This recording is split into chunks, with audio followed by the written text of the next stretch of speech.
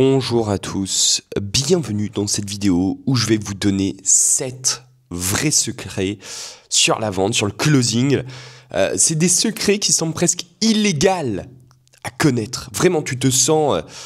c'est tellement de la frappe atomique que je vais vous donner. C'est exactement ce que j'utilise moi, là, aujourd'hui, dans mes closings, pour réussir à faire du pognon, justement, en appel de vente, pour réussir à closer. C'est les mêmes secrets aussi que je donne à mes centaines d'élèves aujourd'hui qui ont rejoint mon académie de closing. Et pour ceux qui se demandent pourquoi, Léonard, t'es aussi généreux, pourquoi, Léonard, tu les donnes? Parce que, simplement, j'ai un intérêt presque égoïste à faire en sorte que mes élèves réussissent, à faire en sorte que les gens qui me suivent deviennent des excellents closers parce que derrière, je les recrute, parce que derrière, je les place. Voilà, pour ceux qui, si tu veux en savoir plus sur Limitless Club, va creuser, mais en gros, nous, on vous accompagne de A jusqu'à Z, jusqu'à vous placer même dans des entreprises. Et je te rassure, c'est là où la majorité de mon profit est quoi. Donc, maintenant que ceci est dit, on rentre dans le concret. Je vais vous demander vraiment de prendre le temps, de prendre des notes. Quelle poésie. De prendre le temps vraiment de vous poser sur cette vidéo. Pas de la regarder en mode Netflix, popcorn, miam miam, c'est super bon. Non. Pourquoi? Parce que je vous explique. Peu importe à quel point mes secrets là, ils sont bons, ils sont énormes et moi je suis 100% confiant que ça peut réellement vous aider à changer quelque chose dans votre façon de vendre et vous permettre de gagner beaucoup plus de pognon. Si vous les appliquez pas, si derrière, vous faites comme tous ces gens qui posent 30 000 questions et qui regardent 200 vidéos YouTube mais qui derrière ne font rien, eh bien, résultat, dans un an, vous allez être encore dans la même situation. D'accord? Donc ce que je vous demande, c'est pas de me croire. Ce que je vous demande, c'est pas de m'aimer. Ce que je vous demande, c'est pas de me liker cette vidéo. Vous pouvez le faire quand même. Mais c'est surtout derrière d'appliquer ce que je vais dire. C'est surtout derrière, là, vous voyez, j'ai une pierre, je vais vous donner la pierre, vous prenez la pierre et vous essayez de l'exploser par terre. Voilà, vous en faites quelque chose. Je compte sur vous vraiment. Alors, premier grand secret, c'est, je l'ai appelé l'étiquetage. D'accord? On pose une étiquette. Alors, plus facilement, on regarde influence et manipulation, il y a un principe, un biais psychologique qui s'appelle la catégorisation, le fait de venir catégoriser les gens. La réalité, c'est que on vient réussir à jouer sur l'identité des personnes pour leur permettre d'accepter plus facilement des idées, une vision du monde ou même un passage à l'action. Et tout ça, ça se fait extrêmement subtilement. Mais ce que je veux dire par là, c'est que, pour ceux qui ne savent pas, moi j'ai beaucoup closé dans le milieu du marketing. Quand je vais venir parler aux gens, je vais très vite installer ce rapport de « vous êtes des entrepreneurs ». Donc vous savez ce que c'est de prendre des risques, vous savez ce que c'est d'endurer, d'investir de l'argent, parfois pas y arriver, parfois y arriver, que ce soit incertain, etc. Mais de prendre quand même les paris, de réussir à sauter de la montagne sans parachute et dans la chute, réussir à en construire un. Et en fait, le fait de faire ça, j'étiquette, tu vois, je pose une étiquette sur leur front, entrepreneur. Et ça peut paraître bête, mais notre cerveau, il fonctionne avec des associations. Donc, entrepreneur pour nous, c'est un mec qui va prendre des risques. Et forcément, derrière, quand il faudra présenter le produit, surtout que nous, c'était du marketing, mais c'était en mode prestation de service, forcément, la personne, il y a un risque à prendre, quoi, parce que c'est pas du concret. C'est pas t'achètes une montre, tu l'as dans les mains et voilà. Non, il faut énormément faire confiance. C'est une vraie prise de risque, en fait, quand ils achètent. C'est pour ça que c'est encore plus compliqué. Mais tu vois, le fait de jouer sur cette identité, évidemment, subtilement. Faut pas que la personne s'en rende compte. Enfin, si t'es trop graveleux, si t'es trop... toi, t'es un entrepreneur, t'as l'habitude de prendre des risques. D'ailleurs, je te dis juste ça, comme ça, tu vas prendre un risque à la fin de cet appel. Mais voilà, faut jamais en faire trop. Trop de zèle, c'est mauvais en vente. Faut rester subtil en mode James Bond, les gars. Vous voyez, là, encore une fois. Je catégorise. Pareil, ça, je l'ai beaucoup fait lorsque je vendais des gros projets. Mais des gros projets à plus de 10 000 euros, tu vois. Et j'insistais vraiment sur cette identité de conquérant, d'aller conquérir le marché, d'être les Christophe Colomb du 21e siècle du secteur dans lequel ils étaient. Et en fait, c'est en faisant ce genre d'allusion que petit à petit, tu vois, hop, ça rentre dans la tête et à la fin, forcément, ils ont l'énergie du conquérant et derrière, ils y vont, ils sautent le pas, quoi. Donc, réussir à jouer sur l'identité subtilement, c'est un atout majeur et essayez ça dans vos ventes, vous allez voir que ça va beaucoup changer, quoi. Alors évidemment, il faut que la base soit là, Là, tout ce que je vais vous donner, si vous n'avez pas la base en vente, ça va pas vous servir à grand chose, quoi. Mais si vous avez une bonne base et que derrière vous appliquez ces techniques, votre taux de conversion il va exploser, quoi. Deuxième grande technique, deuxième grand secret, j'ai appelé ça le sable mouvant. D'accord? Je vous explique. Il y a des gens, tu vois, dans un script de vente, souvent, il y a une douleur qui est mise en place. D'ailleurs, les gens, souvent, n'achètent pas pour le produit, ils achètent pour résoudre la douleur. Ça peut paraître des phrases bateau, mais c'est vraiment ce qui se passe. Demain, tu n'en auras rien à faire, mais rien à faire que je te file un Doliprane si tu n'as pas mal à la tête comme tout vraiment, tu as envie de te taper la tête contre les murs, quoi. D'accord ? Donc, avant d'acheter le produit, je veux acheter une solution, je veux résoudre ma douleur. Je veux enlever ce mal de tête. Et le sable mouvant, je l'appelle comme ça, pourquoi ? Parce que l'enjeu, c'est d'enfoncer les gens. C'est de faire en sorte de les enfoncer pour que quand on leur file la main, on leur tende la main, ils veuillent encore plus la prendre, ils veulent encore plus la choper et ils vont pas réfléchir 200 ans, hop, ils la prennent. Et j'aime bien cette image, tu sais, du sable mouvant où t'es dedans, peut-être jusqu'au torse, quoi. Mec, qu'est-ce que tu veux faire ? T'es dans la merde, tu ne peux rien faire. Attendez, je vais couper ça, encore un lead qui arrive, les gars. Mais tu ne peux rien faire, t'es baisé. Non mais je suis désolé de le dire comme ça, mais c'est la vérité, t'es dans un sable mouvant, tu ne peux rien faire jusqu'au torse et plus tu bouges, plus t'es mort. Forcément que à ce moment-là, quand on va te filer une main, tu vas pas commencer à dire « Oh, je vais réfléchir, oh, je verrai demain, oh, je dois en parler à mon mari ». Non, t'as pas le choix. Et c'est pour ça que c'est important de réussir à bien immiscer la douleur dans l'appel en fait.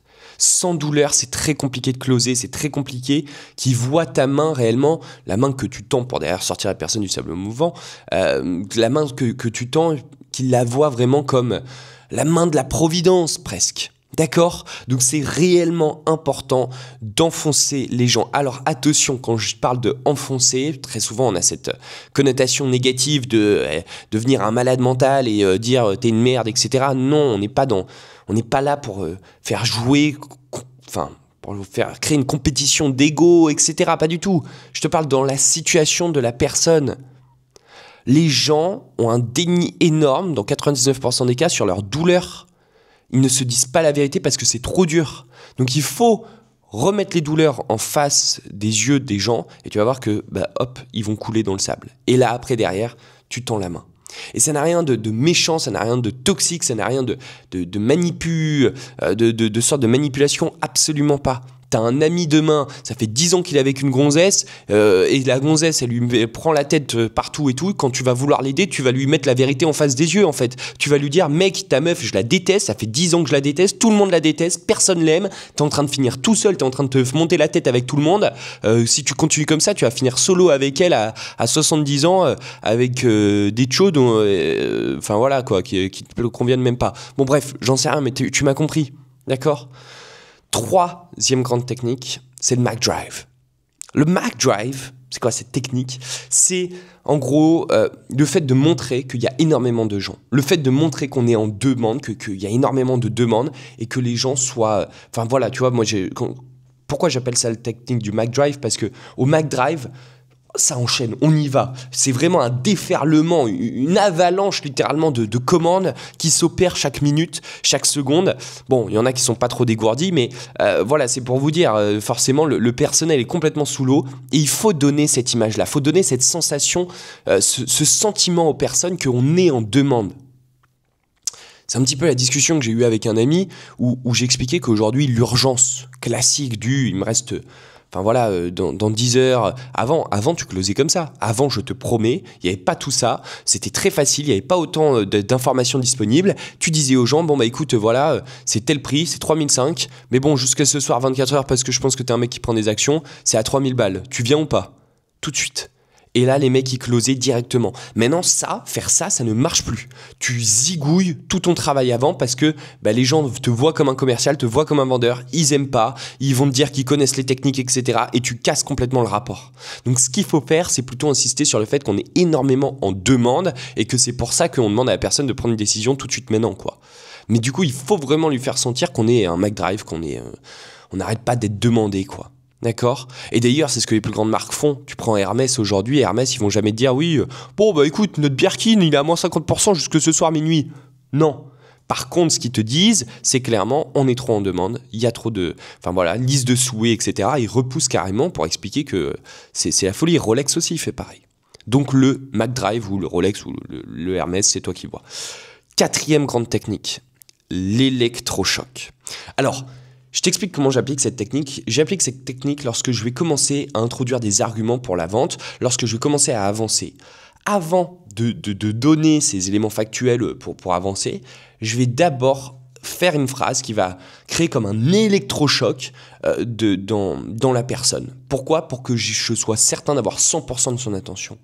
Il y a quelque chose que les gens ne voient pas quand ils vendent, c'est que parfois, en fait, le prospect, il est autour d'autres personnes. Parfois, le prospect, il a 10 000 choses dans la tête. Et il y a une chose sur laquelle tu dois te battre avant même de réussir à vendre, c'est avoir son attention. Parce que tu as beau avoir les meilleurs arguments, si elle ne t'écoute pas, ça ne fonctionnera pas. D'accord ? C'est comme un cache-feu. Tu vois, c'est comme des œillères. Hop, ils vont pas voir ce qu'il y a à gauche, quoi. C'est pas possible. Donc, c'est pour ça que c'est important de réussir à choper l'attention. Et pour certaines personnes, c'est très facile. Mais pour d'autres, et je pense que vous avez déjà eu le cas, ça part partout et tout. Et du coup, faut très souvent recentrer. Oh, ça se passe ici, quoi. Et pour faire ça, évidemment, tu peux pas faire comme ça. Voilà. Mais il faut mettre des électrochocs. Donc, c'est des micro-phrases qui vont tout de suite choper l'attention. Tu vois, moi, je dis très souvent, alors c'est un peu grossier, mais je dis souvent, bon écoute, moi je suis désolé Mireille, mais là, ce que tu es en train de me dire, pardon, hein, je le dis, ça me tord le cerveau, là, j'ai envie de me foutre des stylos bics dans les yeux, quoi. Ou parfois, je dis souvent, ouais, non, mais c'est hyper intéressant. Puis là, de toute façon, c'est bien, continue comme ça, t'es vraiment en train de marcher sur ta bite, là. Hop, là, je peux te dire, et je laisse un silence comme ça. Je peux te dire que là, la personne elle m'écoute après, quoi. Et après, j'y vais, j'explique pourquoi, etc. Alors, c'est un petit peu grossier, mais c'est pour vous, comment expliquer ? C'est un peu vulgaire, c'est un peu grossier, c'est un peu osé, c'est un peu morbide. Mais c'est comme ça aussi qu'on chope cette attention. Forcément, derrière, une fois avoir dit ça dans l'appel, alors que pendant tout l'appel, j'étais normal, tranquille, je peux dire que la personne, là, elle a envie d'en savoir plus et d'aller plus loin, quoi. Autre technique, d'accord, on est déjà à la 5e technique, c'est le silence exterminateur. Voilà. J'avais juste noté silence, je rajoute exterminateur. C'est après avoir dit de gros arguments, après avoir fait un monologue, après avoir annoncé un point, et on le sait quand on est closer, quand on va marquer un point ou pas, on se tait. Ça marche du tonnerre. Ça marche du tonnerre. Ça ancre complètement nos arguments dans le cerveau de la personne, et elle se retrouve désabusée, quoi. Elle est... hop, au tapis, quoi. Vraiment, c'est... en fait, le silence qu'on laisse après un gros argument, c'est vraiment la sonnette quand t'as pris un gros coup de poing, tu vois, hop, ça sonne un peu. Bah, c'est exactement ça. Et la personne a besoin d'entendre ça. Elle a besoin d'avoir ça. Vraiment. Donc, fais des silences régulièrement. Aujourd'hui, si tu ne maîtrises pas l'art de faire des silences dans des moments clés du call, c'est pas bon, c'est pas bon. En tant que closer, tu dois savoir parfois fermer ta bouche, tu dois savoir parfois, après avoir dit le prix, après avoir fait certaines étapes, tu dois savoir te taire en fait. Pourquoi ? Parce que ça apporte encore plus de valeur. Parce que derrière, ça fait partie du script, ça fait partie du game en fait. 6e grande technique, c'est la preuve visuelle. Alors, là, je vais rentrer dans l'anecdote, je vous explique. Avant, on closait 1 fois sur 10. On a mis ça en place, on a closé 5 fois plus. Bon, là, c'est une anecdote dont je te parle sur un business il y a longtemps qu'on a lancé. Et la seule chose qu'on a fait, écoute bien, hein, c'est montrer des dashboards, montrer également des tunnels.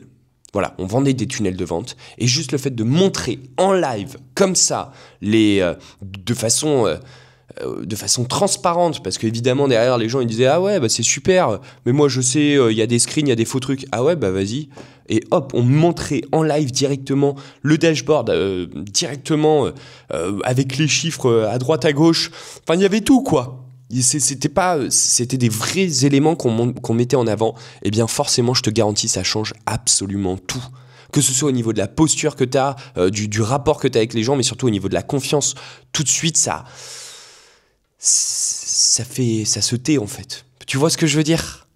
Donc faire de la preuve visuelle, mais pas de la petite preuve, montre des choses énormes en fait. Et sans rentrer dans le mensonge, faut que ce soit vrai en fait. Et je vais même aller plus loin. Faut que ce soit tellement vrai qu'à la fin la personne, elle ressente le truc du putain mais en fait il peut pas mentir quoi. Tu vois moi parfois c'est pas que j'en joue, mais je sais que j'ai tellement tous les éléments derrière pour prouver à la personne que je suis compétent dans mon domaine, que Elle sent que j'ai rien à cacher en fait, et que si ce qu'elle veut voir c'est une personne qui est dans telle situation et qui a eu tel résultat ou quoi, je suis en capacité de lui montrer parce que j'ai tellement fait d'élèves encore et encore, tu vois. C'est la même chose. Il faut être tellement dans cette démonstration visuelle, de montrer, de prouver aux gens, et évidemment de façon quand même subtile. Le but c'est pas de les amener sur des gros sabots. Nous quand on montre des preuves visuelles comme ça, on est là pour aussi analyser, montrer ce qu'il y a derrière ces preuves visuelles, d'accord? On va pas juste montrer un dashboard, dire regarde mes beaux chiffres. Non, ça c'est plouc. Mais on va dire, bah voilà, regarde dans les chiffres, c'est bien, on comprend notre stratégie où il y a les pics de revenus, etc. Faire ça, c'est extrêmement important. Très peu de gens le comprennent, mais dans le cerveau humain, on a besoin d'être rassuré avec des choses concrètes, d'accord? Pareil, encore une fois, être vraiment dans... avoir suffisamment d'éléments, d'accord? Moi, j'appelle ça des outils de closer, d'accord? Le marteau, le tournevis, etc. C'est des éléments qu'on peut donner dans le call pour montrer à la personne qu'on n'a rien à cacher, qu'on est 100% transparent, d'accord? Et peu importe que ce soit des dashboards, ça dépend de ton domaine, mais il faut réfléchir à des éléments où si je montre ça à la personne, ok, elle peut que assumer le fait qu'on soit compétent en fait. C'est pas possible. Tu vois, c'est tout bête, mais j'en sais rien moi. Un collectionneur de montres, je vais le rencontrer. S'il me montre, je sais pas moi, une très belle montre, d'accord, voilà, ben forcément, je vais être en mode, ok, c'est un collectionneur de montres quoi. Alors peut-être qu'il en a qu'une en fait, mais juste, elle est tellement belle, enfin c'est, voilà, on peut rien dire derrière. On peut rien dire. Et la dernière technique qui fonctionne aussi du tonnerre, c'est la projection quasi irrationnelle. C'est quand on vient faire le point B, je vais venir projeter la personne dans des émotions et dans des désirs qui sont tellement grands, irrationnels, peindre un tableau qui est tellement miroitant, qui envoie tellement de lumière que derrière, elle est obligée de partir émotionnellement. Et ça, c'est un problème que je vois beaucoup, c'est qu'il y a des gens qui font le point B, donc montrer à la personne, parler de ses objectifs et surtout de comment ça va changer leur vie, mais ils y vont trop en marchant sur des œufs. Ah bah c'est bien, tu auras plus d'argent. Ah bah c'est bien, tu pourras partir plus en vacances. Mais on s'en fout de ça. Ce qu'il faut, c'est la projection irrationnelle, c'est du spécifique. Comment tu vas te sentir là quand tu vas te lever le matin, tu vas avoir 2000 € sur le compte en banque chaque jour en te levant. Ensuite derrière tu pourras partir à Punta Cana avec tes enfants, te mettre là sur la plage, les pieds en éventail avec le soleil qui va caresser ta peau en sirotant un bon jus de coco quoi. À quel point ça va changer ta vie de te lever le matin, d'avoir des factures et te dire bon je m'en fous, de toute façon je suis déjà riche quoi. Et en fait finalement tu pars faire autre chose, tu pars profiter avec tes enfants et ça te stresse même pas une seconde parce que l'argent tu l'as sur le compte en banque, il est là et tu sais qu'il va revenir encore et encore quoi. Tu vois ce que je veux dire? Être vraiment dans cette projection irrationnelle, et c'est un petit peu ce que j'explique avec les fraises quoi. C'est que en fait peu importe que la personne ce qu'elle souhaite c'est un abricot, si juste tu lui parles des fraises rouges hyper, enfin voilà, avec limite une petite rosée dessus et tellement savoureuse que t'as les oreilles qui tremblent, tu vois.